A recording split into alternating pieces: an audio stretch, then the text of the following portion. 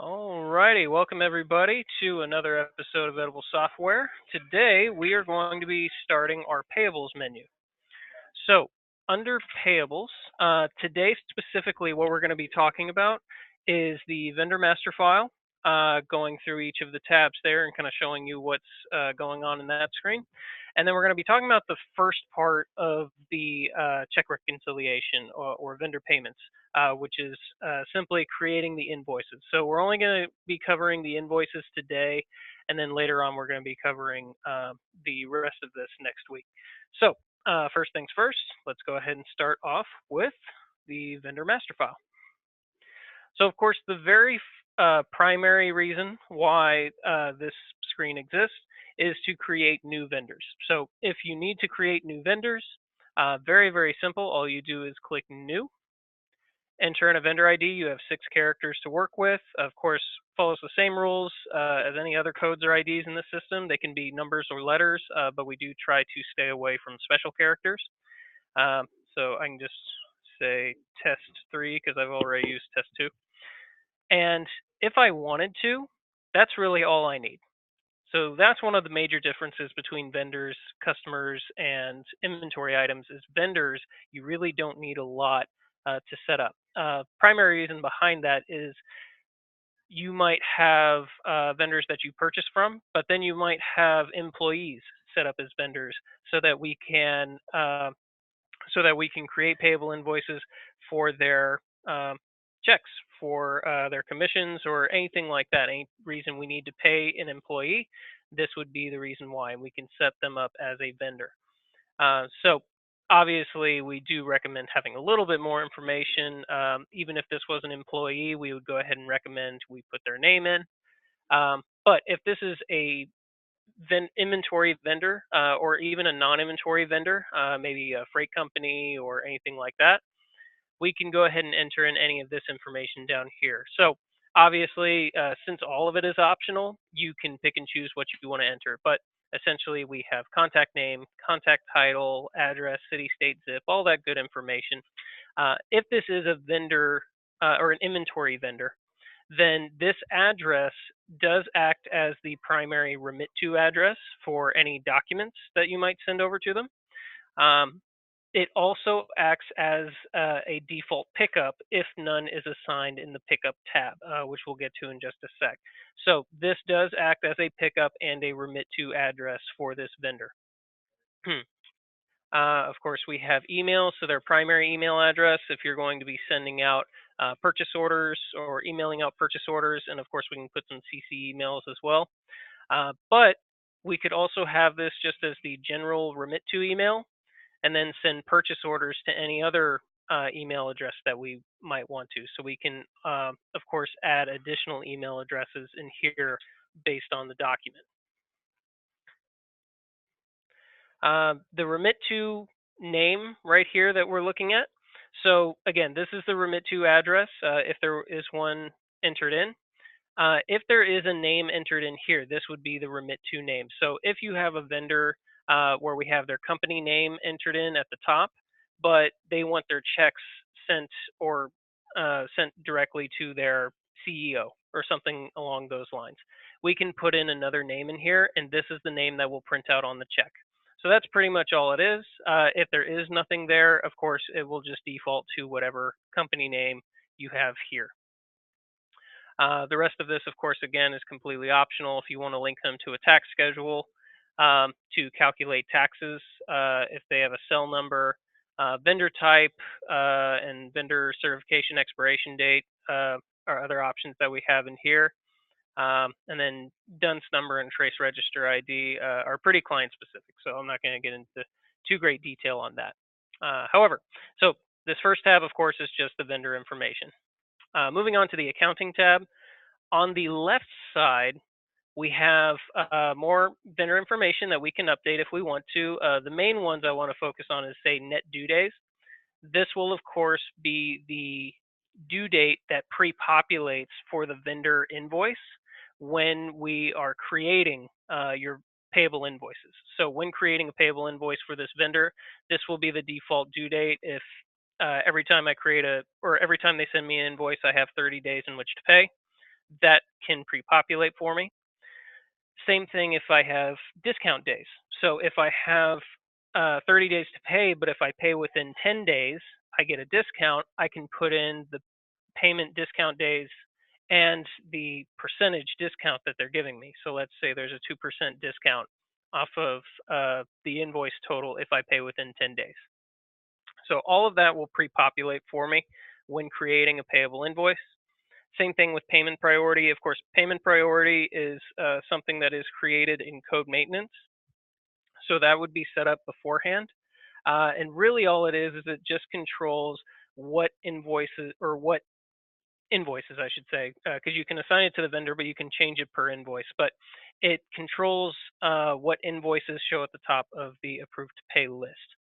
So basically, I'm going to set these as a priority to pay first before any others. The credit limit is, of course, any credit limit that this vendor has for you. So if I have $1,000 to play with before they start sending me bad notices, I can go ahead and put that in there. And then if this is a 1099 vendor, excuse me, then you can go ahead and specify them as a 1099. We have 1099 miscellaneous, rent, or attorney. So if they are marked as a 1099 vendor, we do have a 1099 report that you can print out. Uh, we have set it up so that it overlays with the 1099 document or tax form. So you can print that out if this is marked as a 1099 vendor. And then consignment commission. So if you are purchasing from this vendor on consignment fairly regularly, then you can go ahead and set up a standard consignment commission percentage to apply to every item when you are buying from them. The AP control account, we typically we don't recommend changing. Pretty much, this is set to the default account. This is where all of our purchases from this vendor, or I should say, all of their invoice amounts, will apply to the standard AP account. So we recommend this. We don't change this. This was primarily for people who wanted to keep track of keep track of vendors differently, but it causes some problems, understandably. So again, just leave that there. However, if this is a non-inventory vendor, we do have expense accounts. And we have a couple of different ways that we can populate these. We can have these remembered very much like standard items.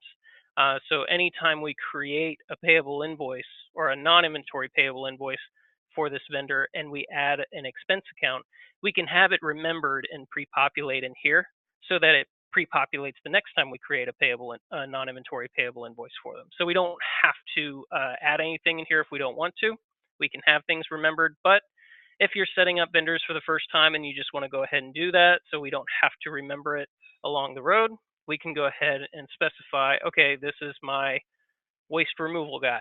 And so I can have this set for them and move on from there. Personnel expense account is only really for the employees that I talked about.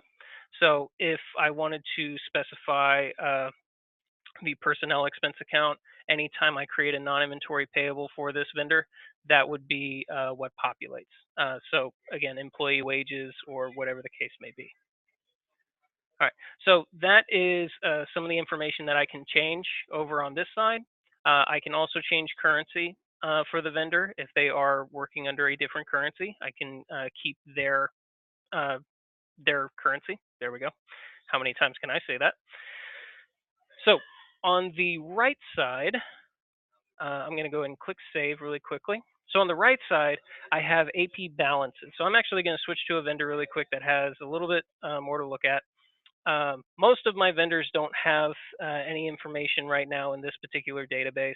But essentially, as I create payable invoices, as I create payable credit memos, whatever the case may be, and all of those amounts hit their ledger, I will see those amounts fill these buckets.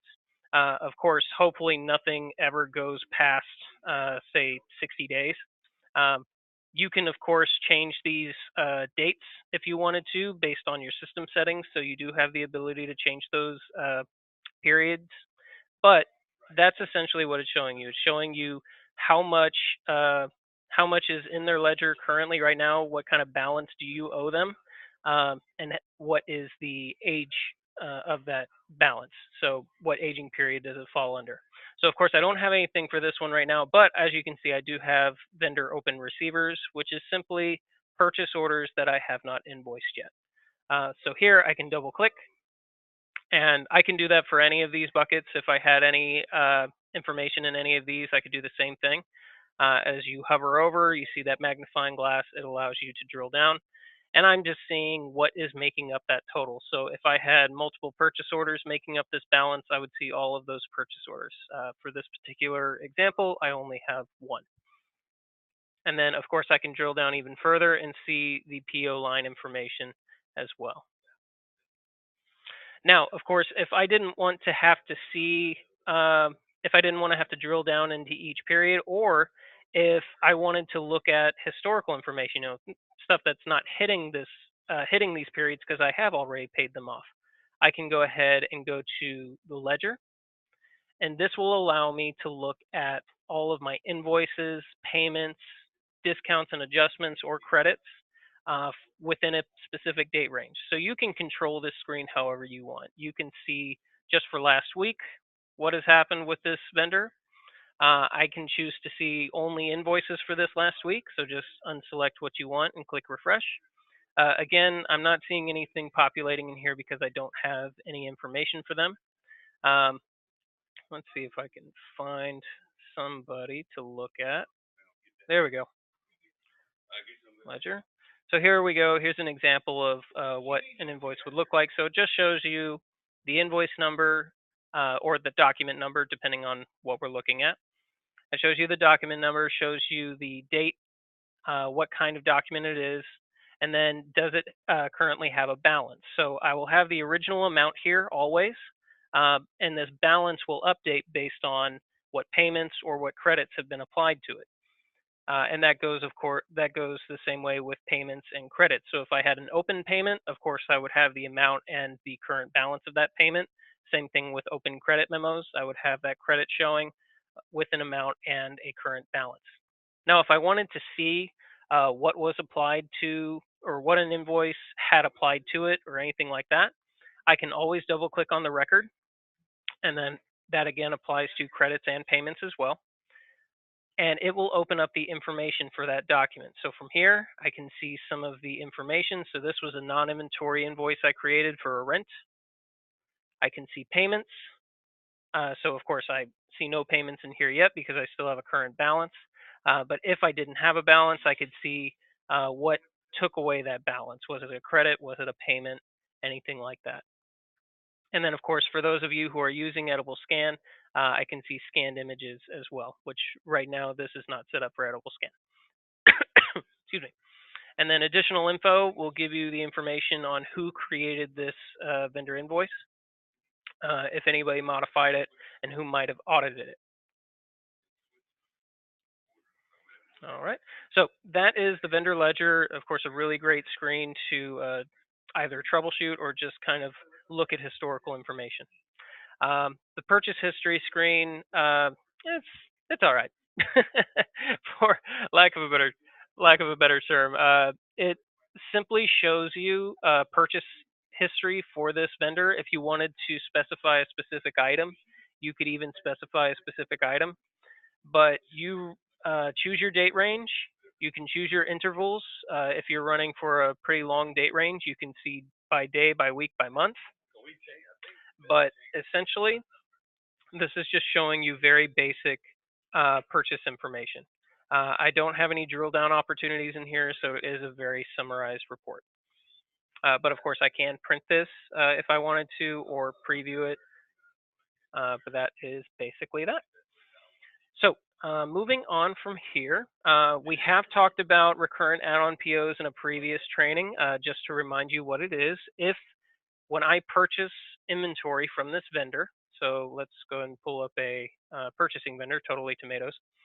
if anytime I purchase inventory from Totally Tomatoes, I need to pay a third party freight company, or even if I don't have to pay freight, maybe I have to pay a handling fee or something like that. But anytime I purchase from them, I have to pay an extra charge that I want to roll into the cost of my inventory. That would be a recurrent add on PO. So in here, I can click Edit, Add Item. I can choose what add on type I need. So right now, I just have freight really. I will choose whatever vendor, whatever third party vendor I'm paying. So it could be them as well. So I could add them in here as well. So I'd be paying them for the inventory as well as the add on. But I'll just go ahead and choose distributing, and then go ahead and put in the amount that I'm typically charged. So I'm putting 250. That's not set in stone, obviously. When you create the actual add-on, you have the ability to update any of this information.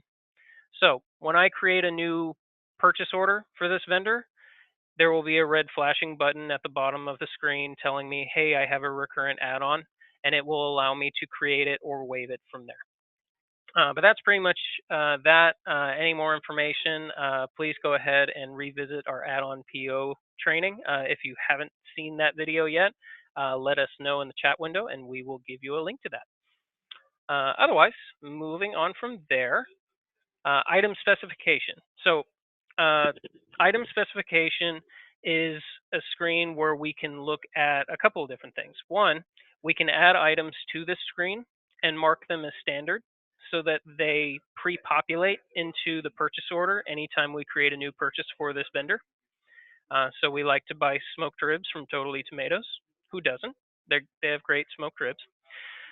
However, if I don't want this to pre-populate into the purchase order, maybe I just want to save it in this list so that I have the ability to pull from it if I want to. Of course, there's that Shift F2 option in the purchase order screen.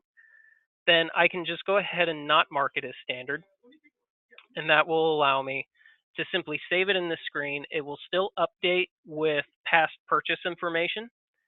So anytime that I purchase this item, it will update this line with the quantity I last purchased and the cost I last paid and the last purchase date.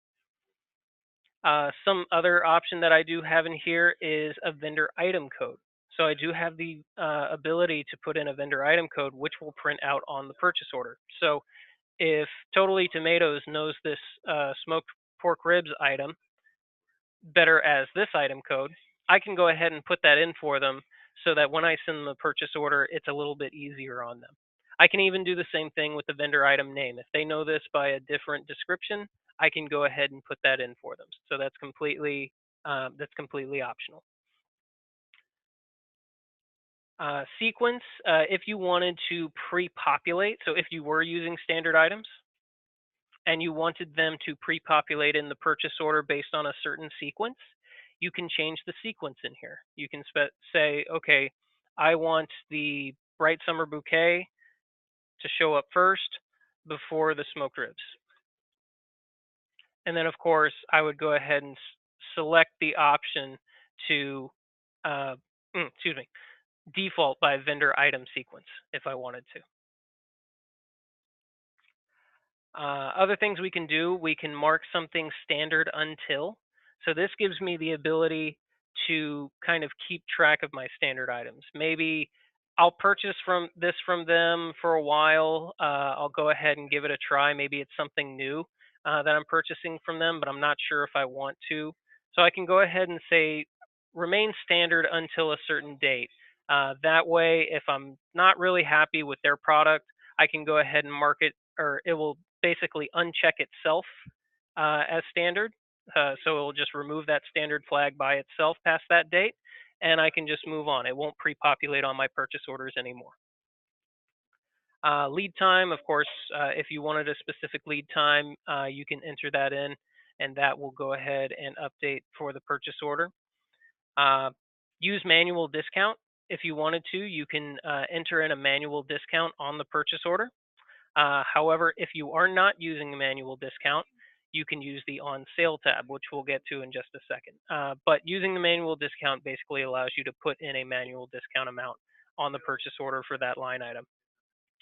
And then again, we saw the consignment commission percentage for the vendor itself.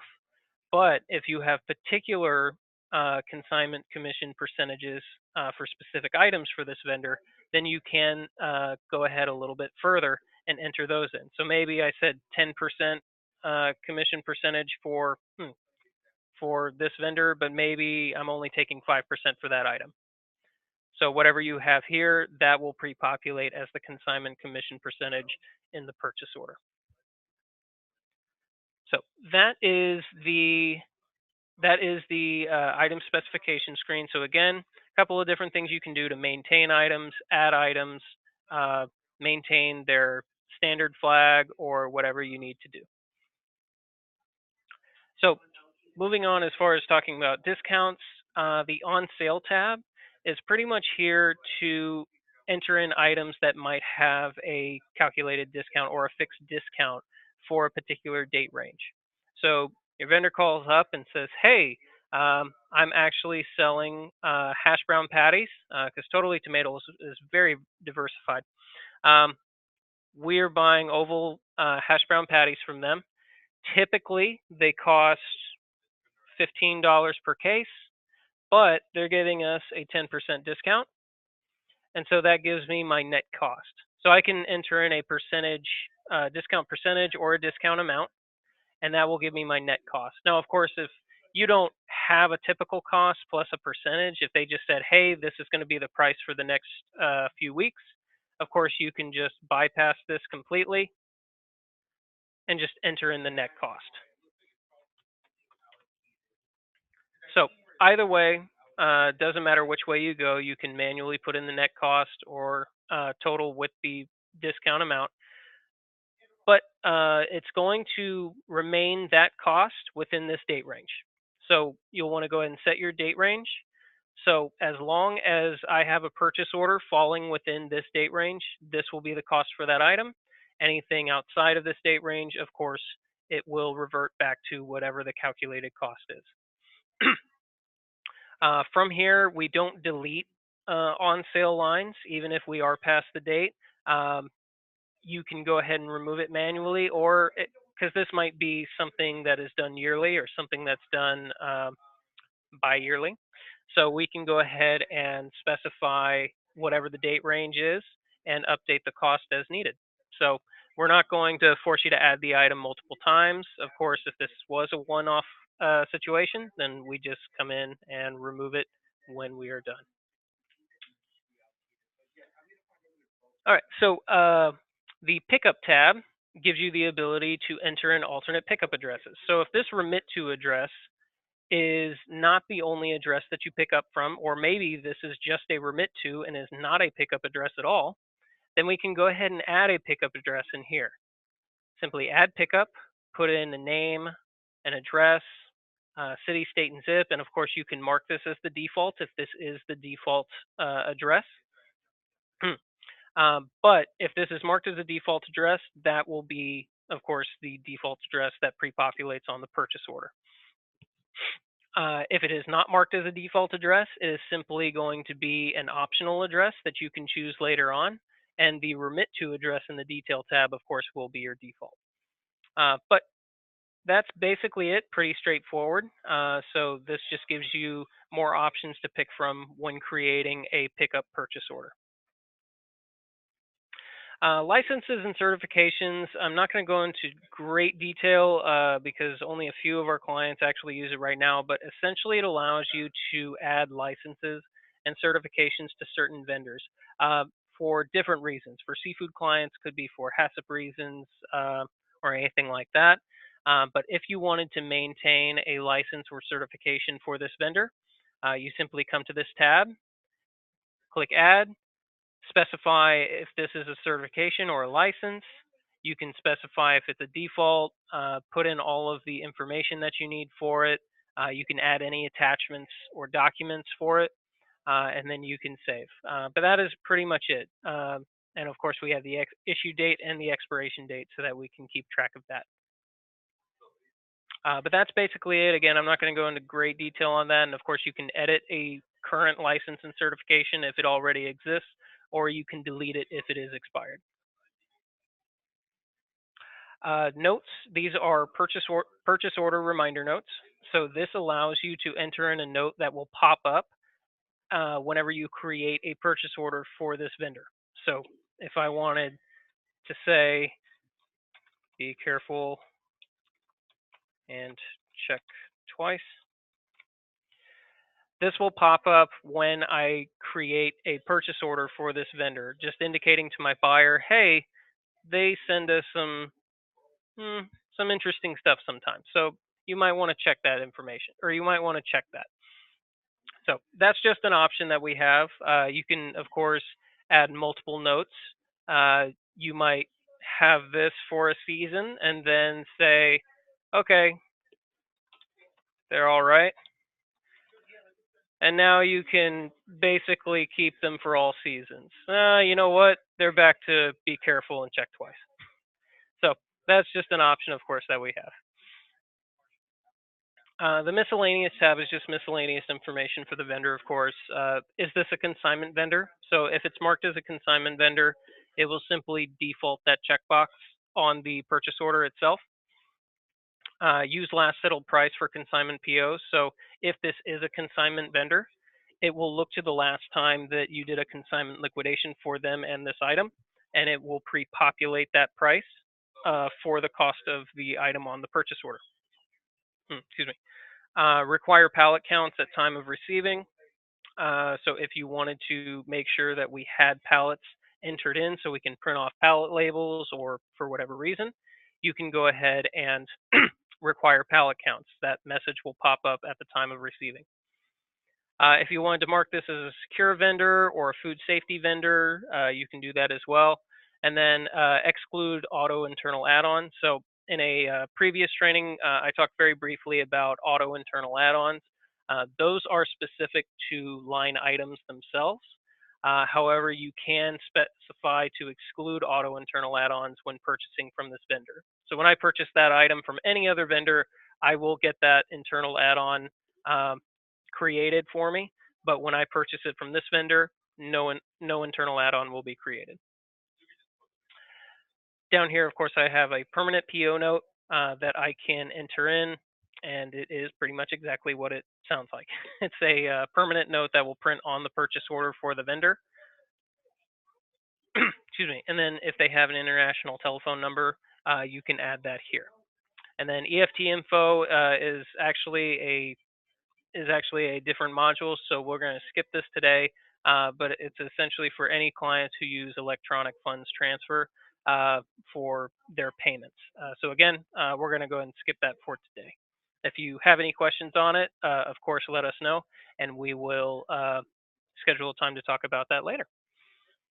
All right, so that is essentially the vendor master file. So again, keeping track of our inventory, creating new keeping track of our vendors, adding new vendors, and just maintaining their information.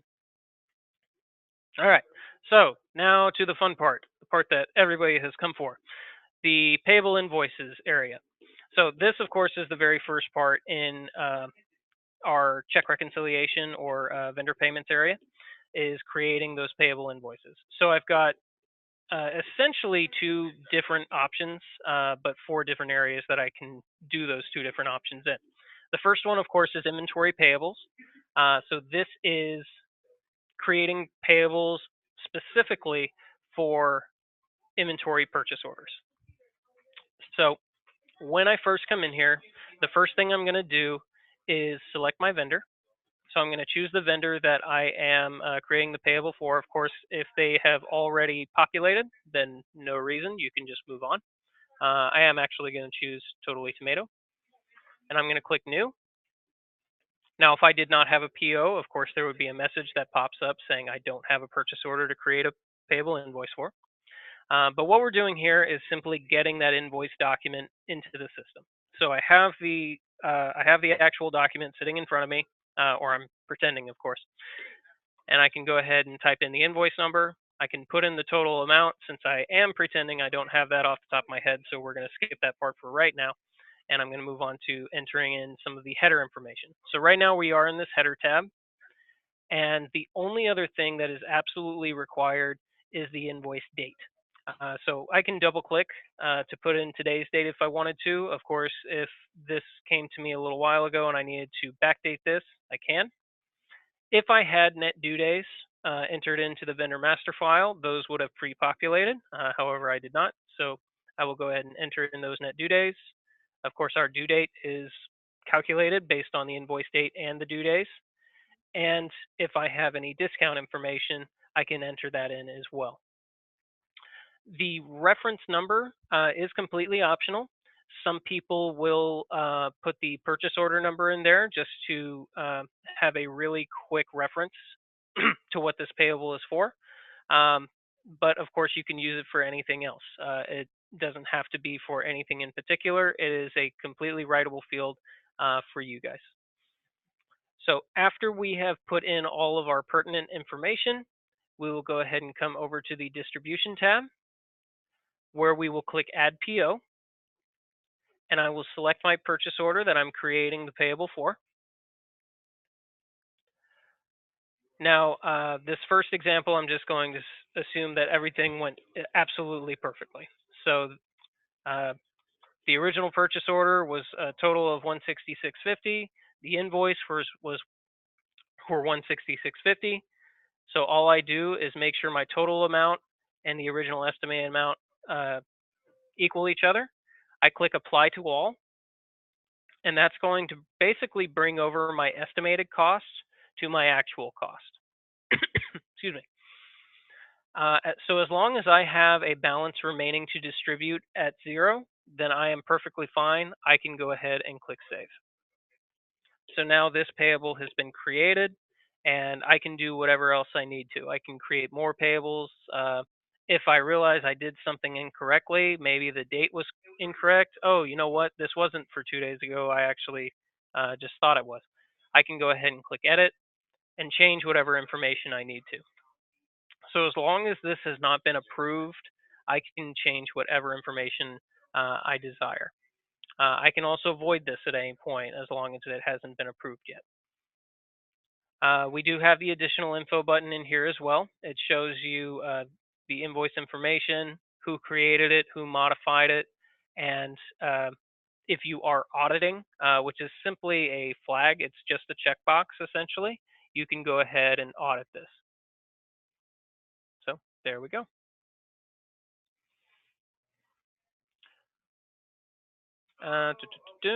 And of course, the vendor info button will bring us just up to the vendor information, just really basic information.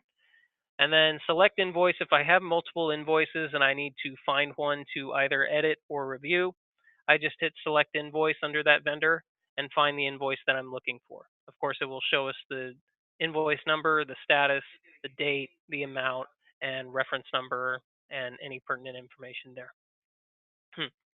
So I'm going to select a different vendor just as an example. And I'm going to go ahead and click new.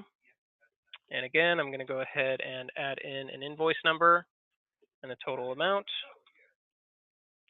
Or I'm going to wait on the total amount really quick. As you can see, this one did have net due days and discount days already entered in. So those were brought over. I'm going to come to that distribution tab, click add PO. So here, the two things I wanted to show you were the add-on POs that we talked about in a previous training are considered inventory payables since the value does roll into the inventory itself. So any add-on POs that are created, you will be entering in under inventory payable invoices. Excuse me. So here I can go ahead and choose my add-on POs that I want to. I can also select multiple purchase orders. So here I had 2 for 814. I'm going to go ahead and click OK. Oh, sorry. Hold on 1 sec.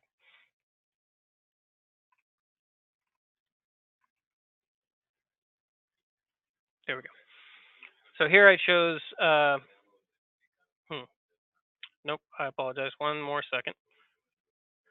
One other thing that you can do, of course, is you can remove lines if you are splitting purchase orders between 2 different invoices. So if I was paying off these two lines for this invoice, but the vendor sent me a completely different invoice document for the other two line items, I do have the ability to do that, as well as adding multiple purchase orders to a single invoice. So here I'm gonna just stick with this example for right now, just to continue on. So I am going to go ahead and update this. So the original PO amount was for 784.30. However, when I received the invoice, they actually changed some of the prices on me. They told me ahead of time, but they changed some of the prices on me. So I can actually do that in the invoice or when creating the payable invoice. I don't have to update the cost on the original purchase if I don't want to. This actual cost is going to feed through the system. Even if the item has been used, if the item has been packed out and then used, or anything like that, this actual cost will flow through the system, update the actual value of the item, and update your gross profit accordingly. So here, I'm going to go ahead and do the same thing I did before. Even though the amount is different, I'm going to apply to all. But as you can see, I have 1570 remaining to distribute. So I don't have the ability to save. What I need to do is I need to update the cost of the item, um, or I have to update the cost of the item or the items that were updated. So here, this actually ended up being about $95 in total. So as I change that actual cost, and you can update the actual cost or you can update the unit actual cost, whatever is simplest. It could be that they mocked up the unit actual cost instead. But here I'm going to go ahead and change this to $12. I'm going to go ahead and change this to $3.24. And here I'm going to change this to $3.68. Oh, nope, that was $3.69.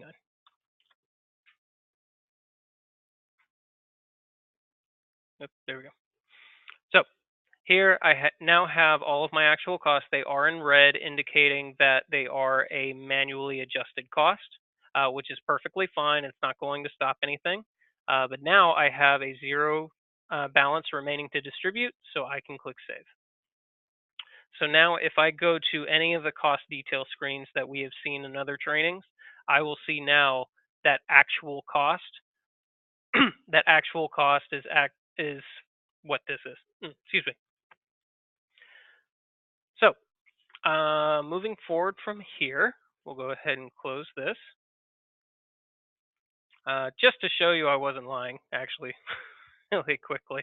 Uh, let's go ahead and jump back in here, add PO.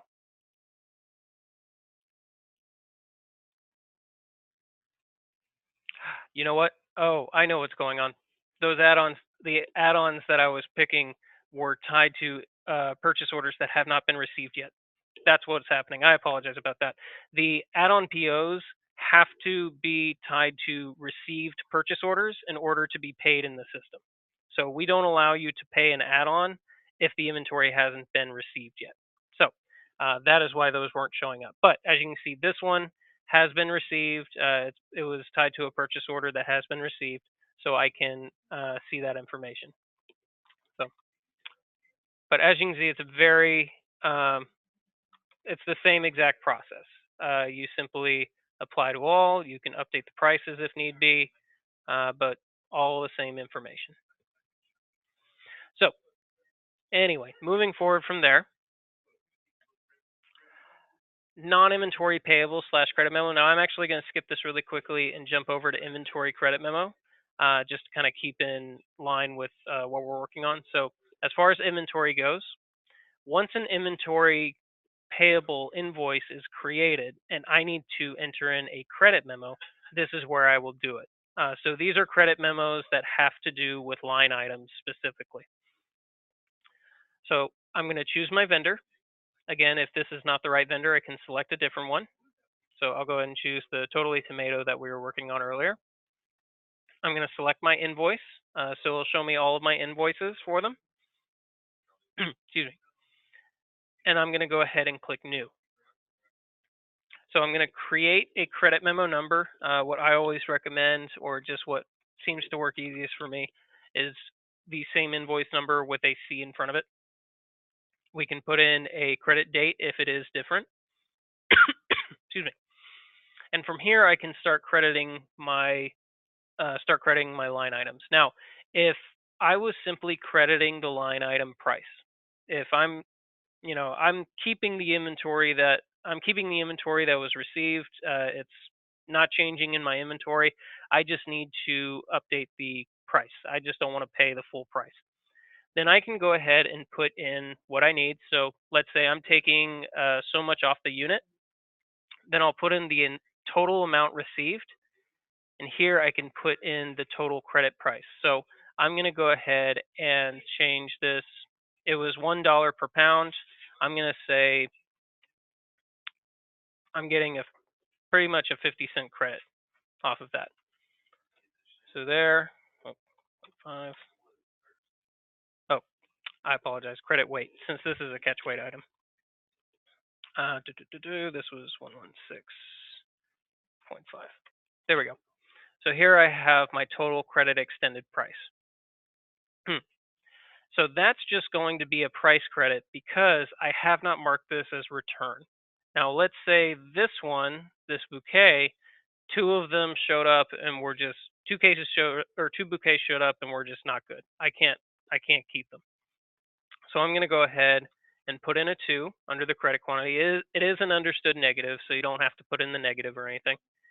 But I'm going to go ahead and mark that as a return. So the first thing it's going to ask me is, okay, which lot did this come from? So I know this came from Totally Tomatoes. Excuse me. So I'm going to go ahead and specify which lot it came from. Oh, I believe I already sold this. So it's going to ask me, out of all the lots that I have in my system, what am I going to take from? So I'm going to go ahead and click OK. So this situation that we're going through right now, this is only if you absolutely needed a credit memo or you decided to return inventory after receiving it and you didn't want to adjust the received PO.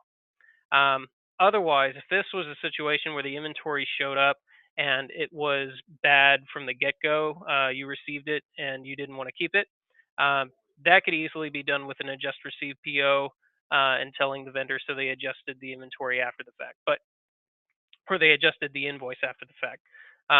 However, if they decided not to adjust that invoice and they sent you the invoice with exactly what was on it, that would be the purpose of this credit memo.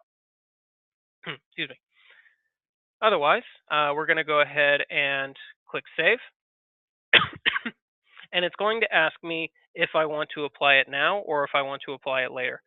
So if I want to apply it now, which would usually make sense, it would apply directly to this invoice. So when I go to pay this invoice, it's going to have, show me $98.25. I hope my math is correct. So it's just going to show me the amount of the invoice balance. If I click no, then it's going to save this credit memo as a credit balance of $68.25 on Totally Tomatoes ledger that I can apply to any invoice that I want to. I can apply it to this one if I wanted to later on, or I can apply it to a different invoice. So that depends on exactly what you want to do. I'm going to go ahead and click yes and specify I'm going to apply it immediately. So anyway, that is the vendor credit memo. If I did leave it as open, I would have the ability to void it if need be. And I can unapply the credit memo as well, but that's not part of this training. We will be getting to that later on. But if it is an open credit memo or an open inventory credit memo, you do have the ability to void if need be. All right, moving forward. So that's the inventory side. Now we're going to come to the non-inventory side. And the reason that I wanted to combine the two was because non-inventory payables and non-inventory credit memos are under the same screen. So here is my non-inventory payables. So these, of course, are any reason I'm paying for services or utilities or anything like that. So nothing having to involve purchases of any kind, unless they were non-inventory purchase orders. So the first thing I do, as you can see, it's pretty much the same exact screen. I'm going to go ahead and select my vendor. I'm going to choose that test 3 that I had set up, wherever it may be. There we go. Let me maximize this. I'm going to go ahead and click new. And it's going to ask me, why am I creating this payable invoice or credit memo? Is this based on a non-inventory PO that I created? Or am I creating this from scratch? So if you have a non-inventory PO, more than likely it's going to be something like an add-on PO for sales. Remember, add-on PO for purchases is considered an inventory payable, but an add-on PO for sale is considered a non-inventory payable because the value does not roll into the inventory. It was simply an extra charge you needed to pay in order to get that inventory out of your warehouse. So if I had an add-on PO for sale that I'm creating this payable for, I would go ahead and select the first one. Otherwise, more often than not, I'm going to be selecting the second option to create this credit memo or invoice without PO. This third option is only for those that are starting off new and need to enter in their AP opening balances for go live. So for those of you who are already live and well, we do not have to worry about this third option. So for this first example, I'm going to choose the second option. Same exact steps, enter in my invoice number, put in my total amount, enter in my invoice date, have my net due days and my discount days, pre-populate, put in my distribution. So here, as you remember, when I was setting up this vendor, I put in an expense account. So that expense account has already pre-populated for me. I don't have to add line. If I did need to add a new line, I can. You can actually have a payable distributed amongst multiple expense accounts as needed. So if this vendor is actually pretty diversified and he's my waste removal guy, but he also handles my kitchen maintenance or anything like that, I can add as many expenses as I want for this particular invoice and have them distributed to the correct GL accounts. But I'm just going to go ahead and choose one and go ahead and click save. So that is for those of you who are interested in having invoices distribute amongst multiple GL accounts. That is what this percentage option is for. So the fixed allows you to enter in the amount. The percentage allows you to put in percentage amounts, and it'll simply take that total amount and distribute it based on those percentages. So that's all that really is. Right. So that is the second option, creating a payable invoice or credit memo without a purchase order. Now, if I wanted to create one with a purchase order, I'm going to go ahead and select my vendor, click new, select the first option. Oop, hold on. I don't have any for that vendor. Let me see here.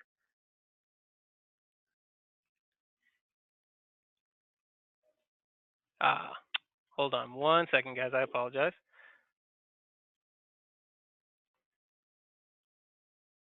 Jump down to add-on POs because I know I've got somebody here.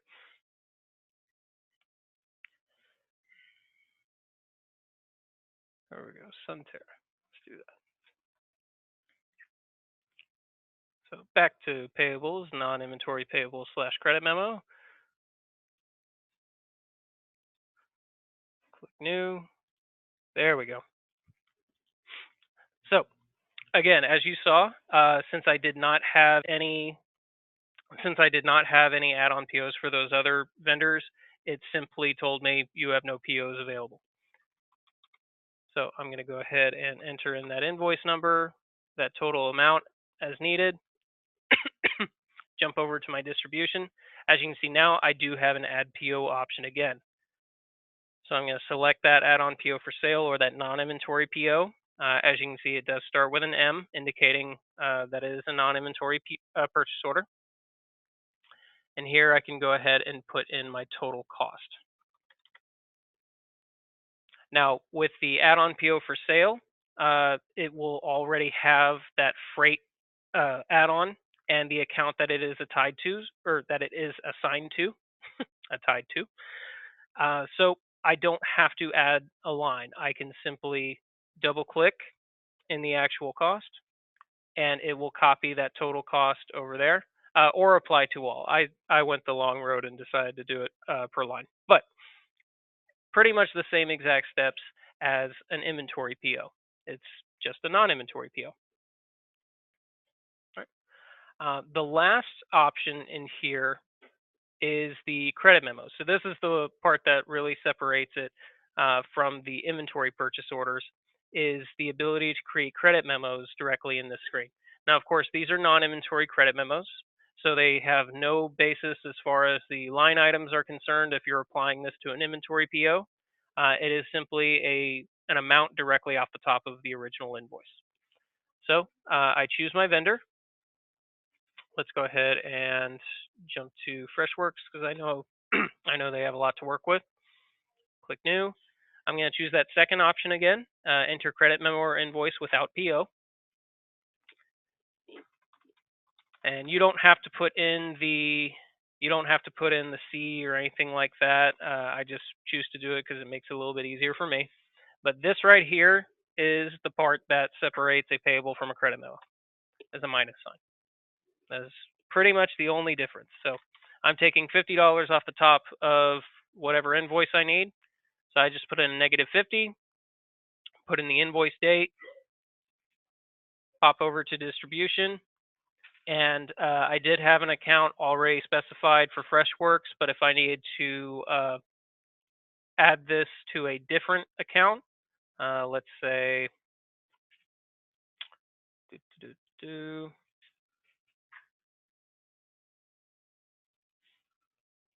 I'm just going to choose anything. Marketing supplies. I bought some marketing supplies, and I needed to take $50 off. I'll just double click in here and go ahead and save. So there we go. So that is, it's the same exact steps as creating a non-inventory payable without PO. The only difference is the negative. All right. So those are the main screens in order to create your payable invoices. There is one other that we're going to talk about today, and that is recurring payables. So recurring payables is non-inventory payables, so always non-inventory payables. But they are those non-inventory payables that you have to pay on a regular basis, and it's a bit of a pain to have to create an invoice every single time. So what we can do is create recurring payables under this recurring payable screen. So when I first came in, it brought me into the upcoming payment screen, which shows me any upcoming recurring payables that I might have. So I'm going to come to this Setup Scheduled Payments tab in order to create a new one. So as you can see, I've already created one for rent. So let's go ahead, click New, and I'm going to put in my payment ID. So this is how I'm going to recognize what sort of payment this is. So let's say electric. I'm going to go ahead and choose my vendor. So I'll choose that Test 3 vendor. I'll put in my next due date. So let's say I pay on the 15th. I'm going to choose the bank account that the bank account that I pay out of for my electricity. And then I'm going to choose the frequency. So if I pay monthly, I'll leave it at monthly. Of course, we do have a couple other options here: weekly, every other week, twice a month, every 4 weeks, every other month, so on and so forth. So this just controls the frequency in which we pay. And then number of payments is there for anything like a car payment or something like that. Eventually, the payments will run out. So I can put in my number of payments. If I bought a piece of machinery and I'm paying that off, I can go ahead and put in my number of payments that I still have. And after I finish those number of payments, my recurring payables will stop. So I don't have to do anything. However, if this is something like electricity or rent that we pay pretty much in perpetuity, we just leave that blank. So if we leave that blank, then it will just create those payables as needed. So After I have done that, I'm going to come into, I'm going to come down here. You know what? Let's call this waste removal. So waste removal, I pay monthly. And then here's my amount that I pay. And of course, if I needed to distribute this, I can add multiple accounts if I wanted to. But otherwise, I can leave that as is. So I have my general amount, I have my next due date, and I have my setup for the recurring payable. The only other thing that I need to decide is what kind of automatic feature am I going to add. So if I leave this as none and click save, this payment isn't going to be automatic. It's going to show me in my upcoming payments that I have payments, but it's not going to automatically create anything for me. However, if I come in here and click edit, I can choose to create invoice. Excuse me.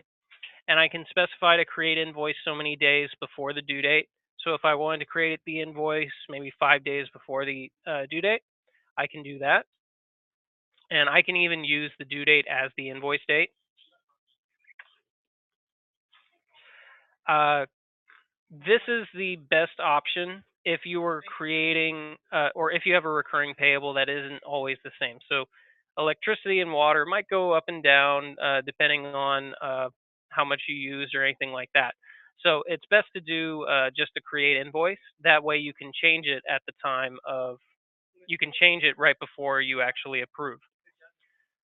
The create and approve or the create and wire options are really best for those that are pretty much standard payments. They're the same amount every single time. So rent is a perfect example for one of those. The create and approve creates the invoice based on these days before due date and will automatically mark it as approved. So all you have to do is cut a check. So that's it. Simply takes a step out of the way. We also have create and wire. Create and wire, of course, is for those situations that you have uh, automatic debits out of your bank account. So, or automatic withdrawals. That's the word I'm looking for. So, if you have something set up for an automatic withdrawal like rent, we can do a create and wire. It will do everything for you. It will create the invoice, it will automatically approve it, and it will make the payment right then and there and assign it a wire transfer number for that amount. So, again, really only for those situations that it's the same exact payment every single time. Otherwise, it's best to just create invoice if it's different. All right. So upcoming payments, like I said, and these can be edited or deleted at any moment, whatever you need to do. These upcoming payments screen, this is just showing you what is upcoming.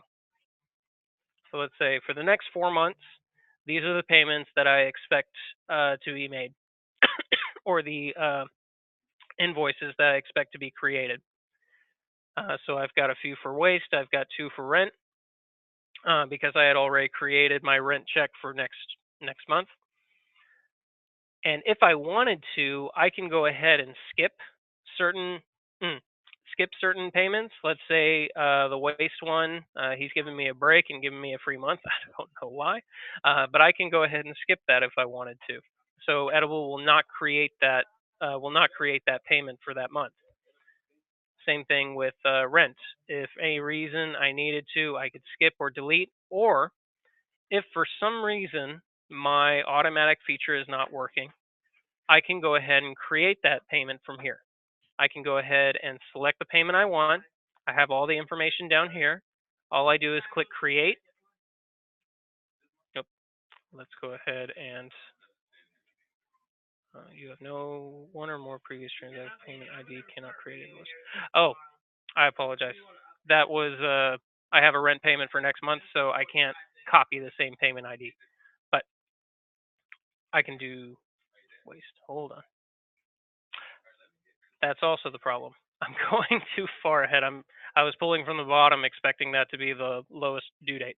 So up here at the top, I can choose my payment, put in my invoice number, put in any reference number, invoice date, due date, make sure that the amount is correct, and when I click save, it actually creates that invoice for me. So I don't have to go into non-inventory payables and create it. It's already done. Again, that's just an option if for some reason the automatic feature is not working, but otherwise the automatic feature is there to do exactly that. All right. So that is pretty much it. Oh, and by the way, before I stop talking about this, the recurring feature, the automatic feature for these recurring payables does require us to set up a task under your task scheduler. So if you are interested in using these automatic features, let us know, and we can set up an automatic task or a task schedule for that. All right. Otherwise, that is pretty much it for today. If you have any questions, again, send that through the chat window or email us. Otherwise, our next training will be over approving approving payments and starting to make vendor payments. So basically, whittling down to the actual check reconciliation or bank reconciliation. So thank you guys for coming. If you have any questions, again, send those over. But I will see you next week.